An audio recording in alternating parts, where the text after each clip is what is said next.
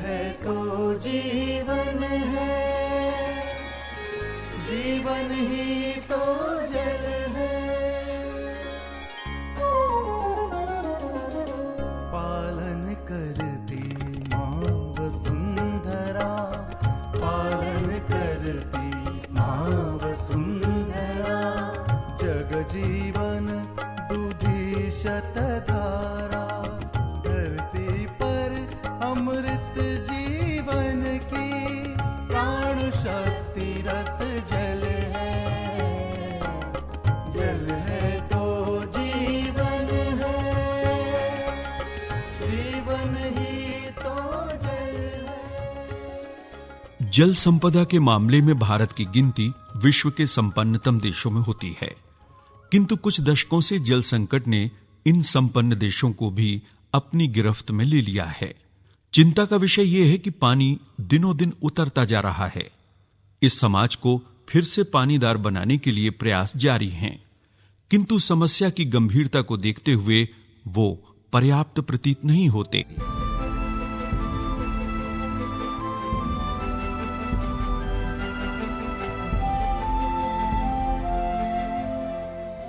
राष्ट्रीय वन नीति के अनुसार कुल भूभाग का लगभग 33% हिस्सा वनों का होना चाहिए, लेकिन देश में वन 21% तक सिमट कर रह गए हैं। उपग्रह से प्राप्त चित्र बताते हैं कि देश में हर वर्ष लाखों हेक्टेयर वन नष्ट हो रहे हैं। जलवायु परिवर्तन के इस दौर में वृष्टि चक्र के बदले चरित्र से सभी हैरान हैं।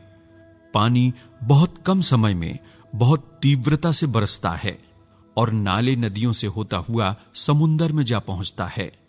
हमारे कुएं, हमारी बावड़ियां सूखी रह जाती हैं और पानी हमसे दूर चला जाता है। जल संकट को जब तक हम समग्र पर्यावरणीय संकट के रूप में नहीं देखते, तब तक स्थायी समाधान दूर की बात लगती है। आज जिस पर्यावरणीय संस्कृति की आवश्यकता दुनिया भर में महसूस की जा रही है, वो हमारे जनजातीय समाजों में जीवन का अभिन्न अंग है। ये सन जम्बू पानी, ये सन जम्बू पानी, झरिया झरिया जम्बू पानी रे, झरिया झरिया जम्बू पानी। वनों को उनके प्राकृतिक रूप में सहेजने के उद्देश्य से हमारे लोक जीवन में पुनीत वन की परंपरा पर्यावरणीय संस्कृति का जीता जागता रूप है। हमारे जनजातीय समाजों में इसे धर्म से जोड़ा गया, क्योंकि प्रकृति के इन उपासकों के लिए प्रकृति ही परम धर्म था। मानव शास्त्री सूर्य कुमार पांडे। ये ज्ञान और समझ उन्होंने प्रकृति के साथ जो उनकी अंतर क्रिया है उसके दौरान ही उन्होंने विकसित की है। और पुनीत वन की अवधारणा अधिक मात्रा में वर्षा हो उसके लिए हमारी सहायता करती है। जैसा कि हम सभी जानते हैं, जहां पर ज्यादा वन होते हैं वहां पर ज्यादा वर्षा होती है। ज्यादा वर्षा यानी उपयोग के लिए पर्याप्त मात्रा में जल। हमारे लोक द्वारा युगों से अर्जित अनुभवजन्य ज्ञान कई अवसरों पर वैज्ञानिकों को अचंभित कर देता है। ये न सिर्फ अतीत की बल्कि आधुनिकतम और वैज्ञानिक कसौटी पर भी खरा उतरता है। लोक संस्कृति मर्मज्ञ बसंत निर्गुणे। आदिवासी जनजातियों में एक महत्वपूर्ण बात आई है जो हमारे पुराणों में भी नहीं कही गई।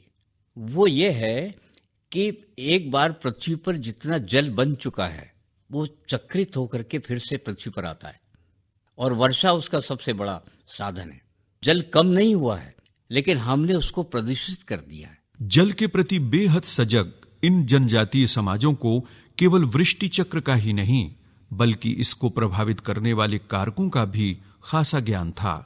संभवतः इसीलिए लगभग सभी प्रमुख जनजातियों में वन संरक्षण की इस अनूठी परंपरा का उदाहरण मिलता है। विभिन्न आदिवासी और लोक समाजों में पुनीत वन से संबंधित जो अवधारणाएं हैं वो पूरे भारत में हमको देखने को मिलती हैं।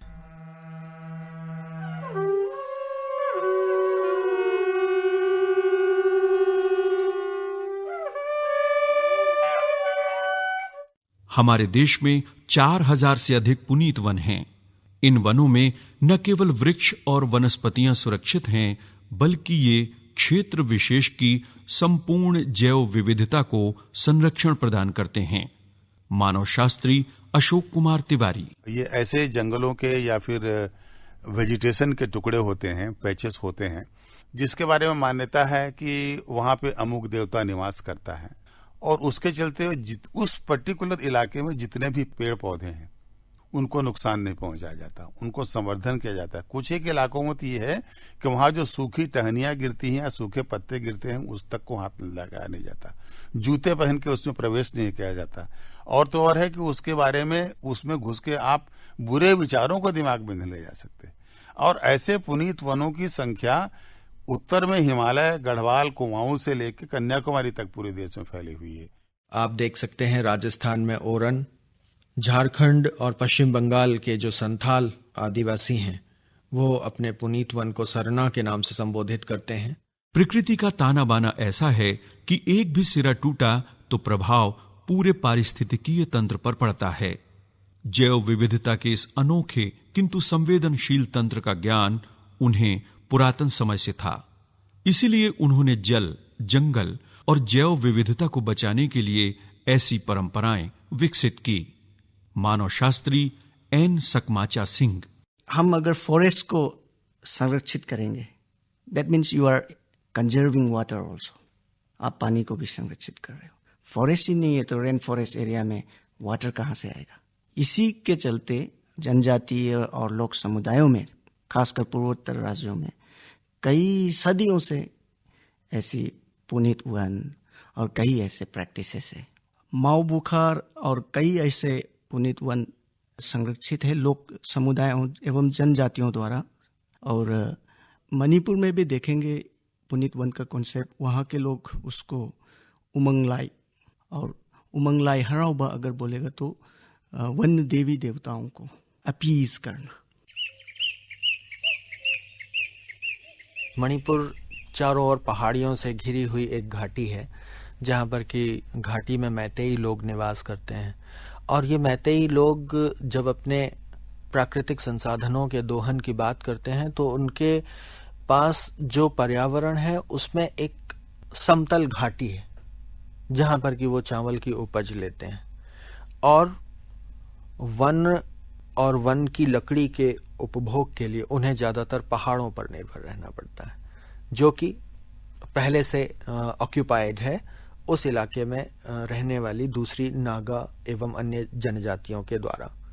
तो जब क्षेत्र से संबंधित अधिकार की बात आती है तो मैतेई लोगों को कहीं ना कहीं वनों के उन छोटे छोटे से हिस्सों पर निर्भर रहना पड़ता है जो कि उस घाटी में ही विकसित हो रहे हैं।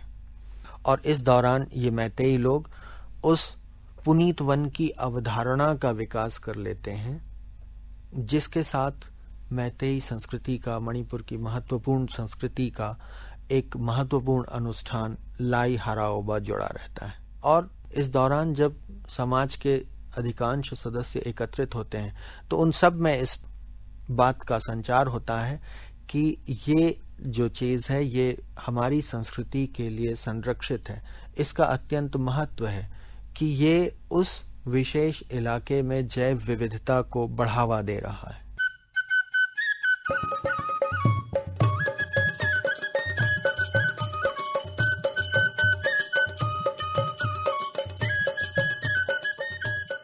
उत्तराखंड में एक कहावत है, यदि आपको पहाड़ों पर पानी न मिले तो बांज के जंगल ढूंढिए। ये सदाबहार वृक्ष न सिर्फ मिट्टी का क्षरण रोकते हैं बल्कि अपनी जड़ों में पानी इकट्ठा कर उन्हें प्राकृतिक जल स्रोतों के रूप में हमें उपहार स्वरूप देते हैं।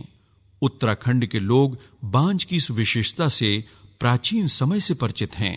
मानव शास्त्री राकेश मोहन नयाल। जितने भी बांज के जंगल हैं उसके नीचे आपको हर 15-20 मीटर 25 मीटर पे जल स्रोत मिल जाता है। उसका मुख्य कारण यही है कि बांज का जो पेड़ है वो पानी को बहुत इकट्ठा करने की शक्ति वो उसमें रहती है। यही कारण है कि उत्तराखंड के अधिकतर पुनीत वन बांज के जंगल हैं।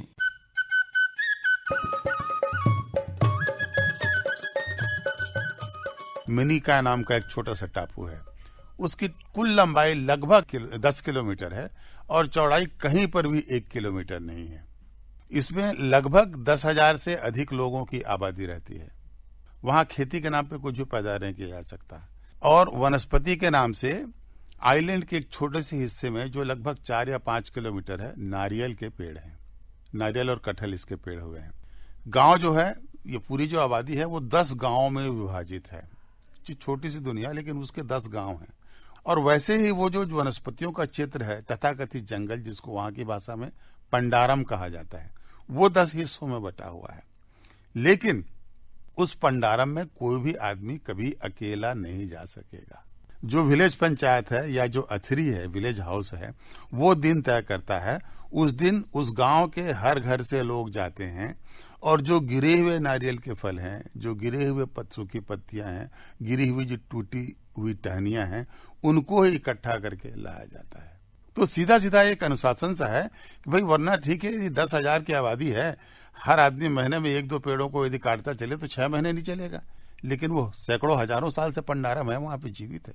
प्रकृति ने जल और समस्त प्राकृतिक संसाधनों का उचित बंटवारा किया, किंतु हमने मनमाने उपभोग से असंतुलन की स्थिति निर्मित कर दी है। इसके विपरीत जनजातीय समाज प्राकृतिक संसाधनों के संतुलित उपयोग का एक अनोखा उदाहरण प्रस्तुत करता है। आज हम देखते हैं कि बहुत सारे पेड़ समाप्त हो गए, उनके बीज ही समाप्त हो गए, यहाँ तक कि जीव भी समाप्त हो गए। लेकिन पहले कभी 1000 साल पहले का इतिहास उठा के देखें कि किसी आदिवासी समाज ने जैव विविधता को खंडित नहीं किया, वे उसे संरक्षित करते रहे, उसे नष्ट नहीं होने दिया। पुराने जो परंपराएं हैं, इस पर आज के जनरेशन उस पर ध्यान नहीं दे रहे हैं। और हमने देखा है कि ध्यान न देने के वजह से जो ग्रोथ होना चाहिए, वन का बायोलॉजिकल कंजर्वेशन जो होना चाहिए, वो ना होके लैंड को हम एनक्रोच करना शुरू कर दिया। वहाँ के फॉरेस्ट ही चला जाएगा तो पानी कहाँ आएगा? ये धीरे धीरे बढ़ रहा है क्योंकि हमने पुराने बिलीफ सिस्टम, पुराने प्रैक्टिसेस को छोड़ दिया है। उसको हमने we discarded all those things. Jal Jeevan का पर्याय है। जल का संकट हमारे अस्तित्व का संकट है। पानी को बचाना अपने अस्तित्व को बचाना है। और इस विज्ञान को सीखने के लिए जनजातीय परंपराओं में निहित ज्ञान से बेहतर भला क्या हो सकता है?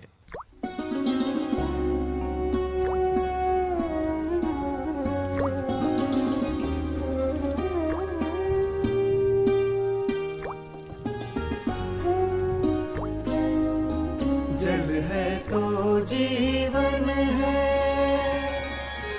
जीवन ही तो जल है। पालन करती माँ वसुंधरा, पालन करती माँ वसुंधरा। जग जीवन दूधी शतधारा, धरती पर अमृत जीवन की प्राण शक्ति रस जल